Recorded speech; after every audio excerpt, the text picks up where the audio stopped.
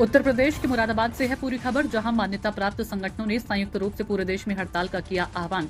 संगठनों के पदाधिकारियों ने पुराने श्रम कानून को बहाल करने की उठाई मांग, निजीकरण और आउटसोर्सिंग बंद करने, सरकारी नौकरियां निकालने और लोगों को रोजगार दिलाने की उठाई मांग। आंगनबाड़ी और आशाओं को राज्य कर्मचारी का दर्जा देने और उनका वेतन बढ़ाने की मांग की। उन्होंने कहा कि सरकार अडानी और अंबानी की कर्ज माफ करती है, मगर किसानों का कर्ज माफ नहीं किया जाता। किसानों को न्यूनतम समर्थन मूल्य भी नहीं दिया गया। संगठनों ने मांग की है कि किसानों को जल्द से जल्द समर्थन मूल्य का लाभ दिया जाए।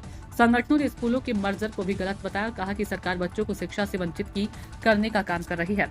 फिलहाल डीएम को ज्ञापन सौंपकर अपनी मांगे संगठनों द्वारा रखी गई और अगर मांगों को नहीं माना जाता है तो एक बड़ा आंदोलन किया जाएगा। रियाज आलम राजा की ये रिपोर्ट। प्रोटेस्ट किया गया है, किन मांगों को लेकर ये प्रोटेस्ट किया और कौन सी इसमें संगठन शामिल है? ये आज पूरे देश के अंदर जो संयुक्त रूप से राष्ट्रीय मान्यता प्राप्त ट्रेड यूनियन और महासंघ है, उनके आह्वान पर पूरे देश में आज आम हड़ताल है और ये हड़ताल पूरे देश में आज सफल हुई है।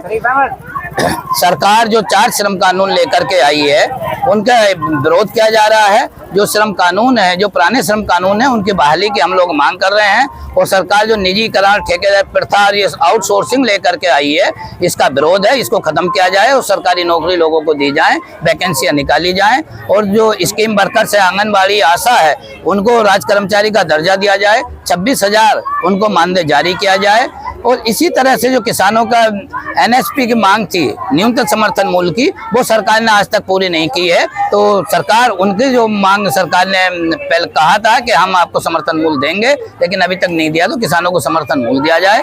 उनके किसानों के जो कर्ज हैं, जो कर्ज में किसान डूब रहे हैं, उनके कर्ज माफ किए जाएं। सरकार अडानी और अंबानी के तो कर्ज माफ कर रही है, किसान और मजदूर पिस रहा है, महंगाई की मार पड़ रही है। और अभी साथी बता रहे थे कि सब जगह तमाम विद्यालय बंद कर दिए हैं, तो शिक्षा से वंचित बच्चों को किया जा रहा है। इसी मांग को लेकर के हम लोग स्कूलों को मर्जर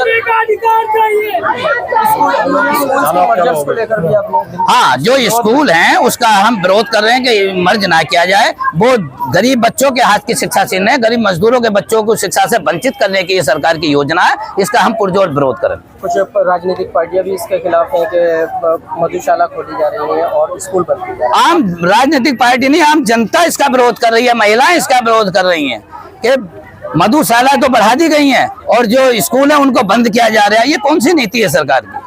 इसका विरोध है। आज यहाँ पर आया, आपने क्या ज्ञापन दिया? हमने ज्ञापन दिया है, उसमें ये मांग भी लिखी है और हमने सरकार से कहा है कि इन जो मांगे दी हैं, इन पर तत्काल कार्रवाई की जाए, नहीं तो एक बड़ा आंदोलन होगा। आज तो एक टेलर है। तो ये आश्वासन तो यहाँ के ज्ञापन दिया है, अब तो सरकार के हाथ में है, राष्ट्रपति के उनके हाथ में। अगला स्टेप बड़ा होगा।